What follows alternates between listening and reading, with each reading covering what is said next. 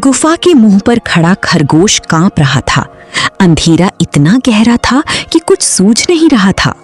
Bird, डरो मत दोस्त, देखो मेरी रोशनी तुम्हारा रास्ता दिखाएगी। दोनों धीरे धीरे अंधेरी गुफा के अंदर बढ़ने लगे। पत्थरों से पानी टपकने की आवाज डर को और बढ़ा रही थी। लेकिन अचानक एक मोड़ मुड़ते ही उनकी आंखें फटी की फटी रह गईं। वहां एक जादुई सुनहरा झरना था। रैबिट, वाओ, इतनी सुंदर जगह, मैंने तो सोचा था यहाँ कोई भूत होगा। खरगोश का डर अब खुशी में बदल चुका था। वो धीरे से उस चमकते हुए पानी के पास गया।